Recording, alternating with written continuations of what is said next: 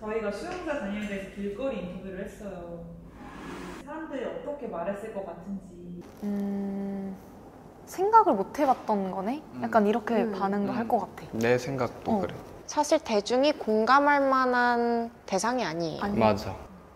사실 오히려 피해자 자녀에 대한 거면 엄청 공감이 되잖아. 그래서 한 번도 생각을 안 해봐서 질문을 받았을 때 당황했을 것 같아. 범죄자의 자녀? 범죄자의 자녀. 범죄자의 자녀요? 딱히 생각은 해본 적 없는 것 같은데. 생각을 해본 적은 없어요, 솔직히. 평소에 생각을 해보지 못했다고 생각하세요? 남의 일인가요? 그냥 제 주변에 범죄자의 자녀가 없어요. 뉴스를 보면은 그냥 딱 범죄자까지만 생각하지 그 이상까지 생각해보지는 않은 것 같아요. 수용자 자녀에 대한 국가 통계조차가 없었어요. 2017년에 세움이 국가인권위원회의 의뢰를 받아서 수용자 자녀 인권 상황 실태 조사를 했거든요. 5만 4천 명 정도의 아이들이라고 하는 국가 최초의 이제 수용자 자녀 통계가 있었고요. 그래서 이 수치는 우리나라 전체 아동 한 0.5%에 해당되는 어디에도 드러나지 않는 숨겨져 있는 아동들이라고 보시면 되겠습니다. 혹시 자녀가 그 부모의 죄값을 같이 감당해야 된다고 생각하세요? 아 그건 아니에요. 전혀요. 왜 그렇게 생각하세요? 범죄를 저지른 건 그 본인이고 자식은 또 하나의 다른 인격체니까. 연좌제도 아니고 진짜 막말. 부모가 잘못한 걸 자녀가 책임질 일을 그건 아니에요. 수 없잖아요. 그럼 혹시 친구 중에 범죄자의 자녀가 있으면 어떨 것 같아요? 아 그거는 안 좋다고 생각할 거예요. 네, 좀 왜 안 좋다고 생각할 것 같아요? 선입견이 있어서. 좀 거부감이 들 것 같기는 해요. 죄를 저지른 부모를 닮았다면은 그런 어떤 DNA도 같이 오지 않았을까. 근데 좋은 사람일 것 같진 않아. 혹시 이유가 있으실까요? 부모한테 뭘 배웠겠어요. 깊은 그 사람들의 마음 속에는 신뢰를 못 할 것 같거든, 우리를. 그래서 내가 어떤 질문이 생각났냐면은 당신의 자녀를 수용자 자녀한테 과외를 맡길 수 있겠냐, 가정교육을 맡길 수 있겠냐, 맡길 수 있을 것 같다라고 말할 사람이 없을 것 같은 거예요. 내가 보는 그 사람의 모습은 너무 괴물 같은데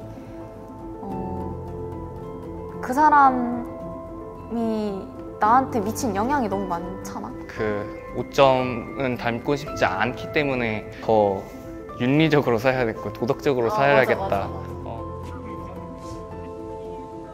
뉴스를 보면은 그냥 딱 생각을 해본 적은 없어요, 솔직히. 거부감이 들긴 할 것 같아요. 부모한테 뭘 배웠겠어요.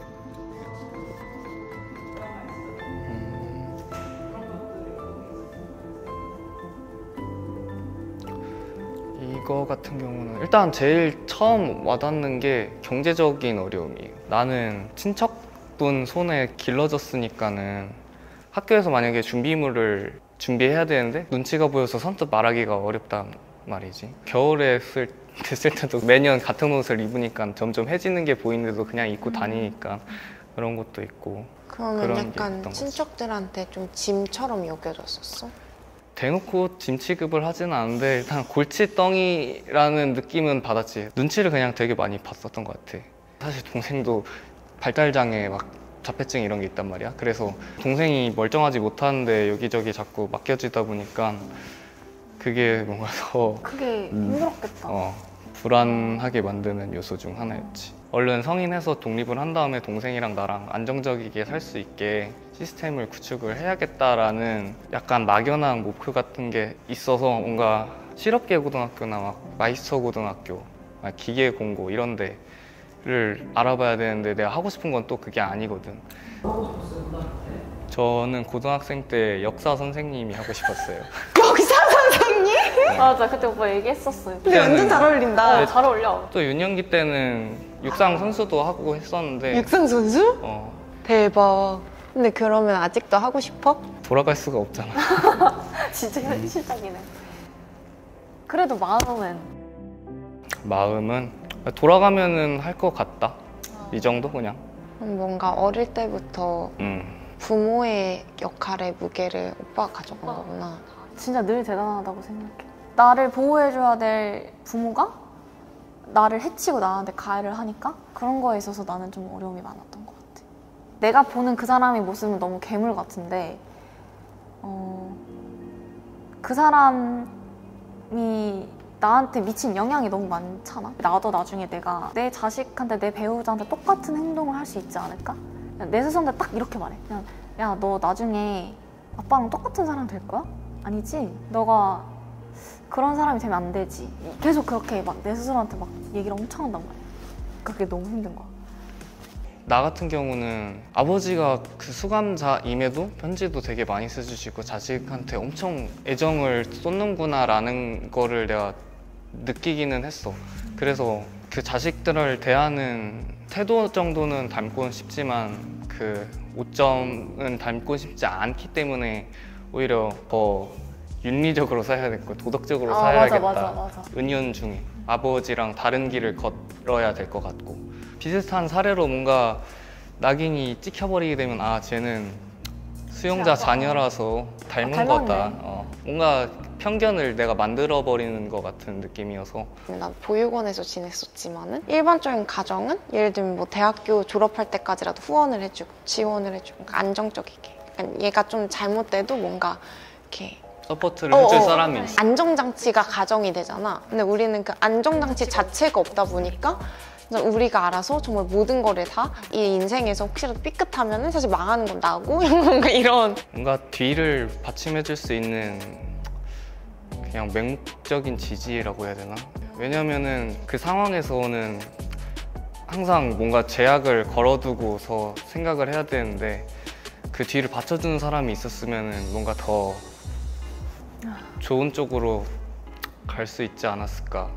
근데 난 사실 그런 것도 있기는 해. 정말 내가 사회생활을 할 때쯤이면은 이 세상에서 살아남을 수 있는 수단이 없으신 분들인 거야.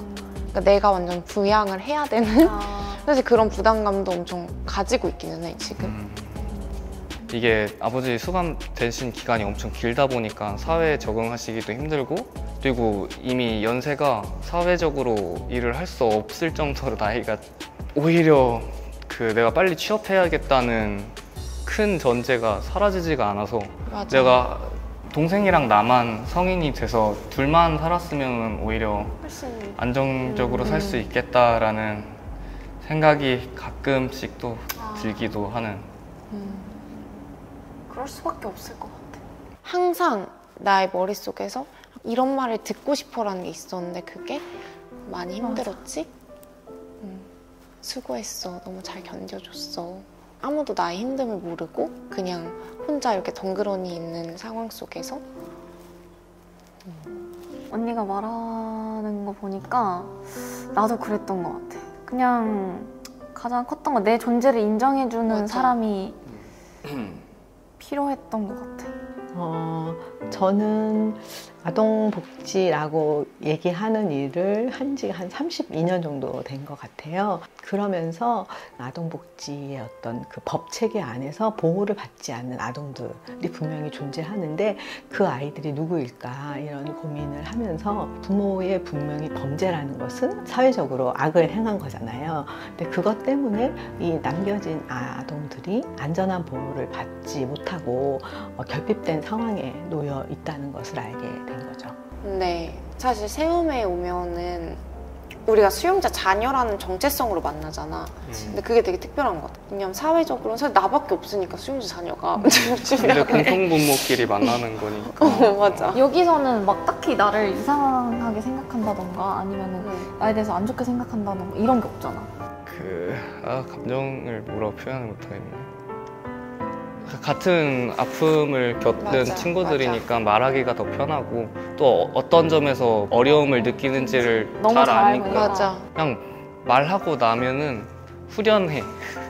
나만 이런 줄 알았고 내 인생 이상한 거 같고 내 인생이 뭐 잘못된 거 약간 이런 생각이 있었는데 나 혼자가 아니구나. 맞아 진짜 소속감이 되게. 혼자가 아니구나. 맞아. 내가 가족이라는 그런 소속감을 느껴본 적이 없는데 처음에 이제 사회생활을 막 시작했을 때 내가 막 쌤들한테 저 면접 봤는데 합격했어요 막 이렇게 막 엄청 들떠서 얘기했는데 쌤들이 막 내가 사무실 딱 오니까 진짜 엄청 축제 분위기인 거야. 너무 좋아하시고 우리 세움에 있는 지연쌤도 나한테 너가 이렇게 잘 커줘서 너무 대견하고 자랑스럽다. 쌤은 그냥 너 존재 자체만으로도 너무 감사해 이런 얘기를 막 해주셨단 말이야. 지하철 가는 길에 보는데 너무 눈물이 나가지고 그런 것들이 너무 감사해. 뭔가 약간 부모한테 받지 못한 사랑을 지금 이렇게 채워가는 느낌?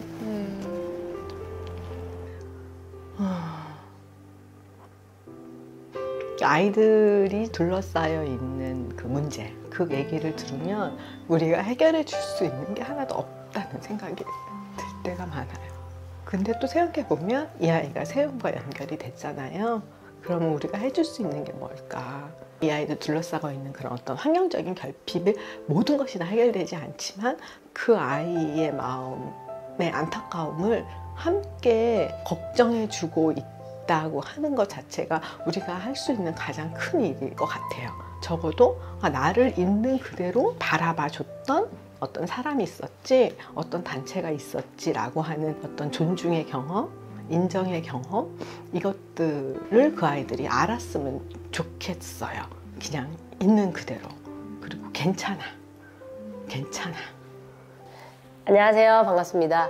소은이라고 합니다.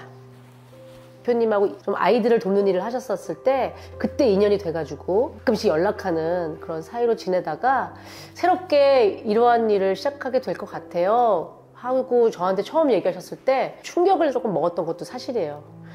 왜냐면 정말 생각해보지 않았던, 왜 우리가 흔히 말하는 사각지대라고 하는데 얘는 진짜로 사각지대구나. 우리 사회는 부모님 뭐 하시니가 너무나 일반적인 질문이잖아요. 그건 아이들이 원한 것도 아닌데, 근데 그런 잣대로 아이들을 평가하죠. 그런데 더군다나 우리 부모님은 죄를 짓고 교도소에 계세요. 이걸 어떻게 아이들이 얘기를 하겠어요. 슬픈 날벼락 같은 가정사를 친구들에게도 얘기 못할 텐데 우리는 알고 있으니까 그거를 비밀스럽게 만나서 그냥 한 달에 한 번씩 숨통 트이는 자리를 만들면 어떨까가 그 비밀 친구 모임의 시작이었어요. 이성미 씨, 또 션, 이영표 선수, 이지선 교수님, 저 이렇게 같이 만나서 영화를 보고 삼겹살을 먹었어요. 그리고 헤어졌어요. 아이들이 자신의 이야기를 했어요. 친구잖아요. 아니요. 처음에는 대체 저 어른들이 언제부터 나를 봤다고 갑자기 막 말을 시키고 저 뭐야? 막 이런 눈빛이었거든요. 근데 이제 몇 달 지나니까 애들이 좀 자기 얘기도 가끔 와서 하고 딱딱해져 있는 마음들이 좀 부드러워지기 시작하는구나 라고 느꼈던 그 순간에 제일 좀 좋았던 것 같아요. 내가 장애를 갖게 되고 화상을 입었고 어려운 일을 겪은 불쌍한 사람이라고 보여지던 때에 저를 전혀 그렇지 않은 이지선 친구, 내 동생으로 대해지는 그 순간, 그게 결국 제가 이 모든 스트레스를 이길 힘이 되더라고요. 수감자 자녀로 만났지만 내 부모가 누군지, 내 부모가 어디에 있는지와 상관없이 누구누구로 존재하고 그 누구누구로 대해지는 경험을 하는 것이 되게 중요하다는 생각을 다시금 아이들을 만나면서 느꼈고, 그렇게 하고 싶었고, 그러면서 뭐 시간은 걸렸지만 아이들이 마음 문을 열기 시작하지 않았나? 제가 사진을 가르쳐주고 같이 사진 전시회를 한 적이 있었는데 한 아이가 저한테 이런 말을 했었어요. 이제는 내 마음에 드는 생각들을 사진으로 표현할 수 있을 것 같아요. 이 말은 그동안 내가 생각했었던 말이나 내가 생각했었던 어떤 생각들을 표현하지 못했다라는 말과 비슷하거든요. 각자의 인생을 살아가야 되는데 부모님의 어떤 짐을 자기가 짊어지거나 책임지면서 살아가고 있는 인생처럼도 보일 때가 있었어요. 자신이 잘못한 잘못들이 아니잖아요. 그렇다면 아이들에게는 그냥 아이의 존재로만 그냥 오롯이 바라봐 주는 것, 그게 그냥 상식적인 게 아닌가. 일단 촬영을 찍으면 좋을 것 같다고 생각한 게 우리가 어떻게 보면 수용자 자녀 유년기부터 성인이 되기까지의 현재 모습이잖아. 그치. 그래서 제일 먼저 볼 것 같은 사람은 수용자 자녀인 것 같은 거야. 그래서 걔네들이 봤을 때 뭔가 불안한, 막연한 미래가 생각보다 성인이 돼서 보면 별거 없다는 거를 그 친구가 느꼈으면 좋겠다는 게 커서 나는 뭔가 난 2명을 더 다 알아갈 수 있어서 좋았던 것 같아. 맞아. 근데 자꾸 말해도 잊어버려서 이런 기회가 많아야 돼. 언니 잊어버리지 마. 맞아. 매일 새롭지. 거대하게 세상을 바꾸는 것은 아니지만 저희가 계속 주는 메시지는 그것은 너의 죄가 아니야. 너는 너답게 살아라고 하는 거였거든요. 이제 그렇게 하고 뭐 이렇게 세월이 흘러서 지금 7년 이렇게 되면서는 아이들도 조금씩 변화한 것 같아요. 적어도 이 세움이라고 하는 이 자기를 존중해주는 그런 울타리 안에서는 자기의 그냥 모습들로 이야기를 하거든요. 근데 이게 느리지만 저는 한 명의 아이라도 그런 변화들이 있다면 세상은 바뀌고 있는 거라고 생각을 하거든요.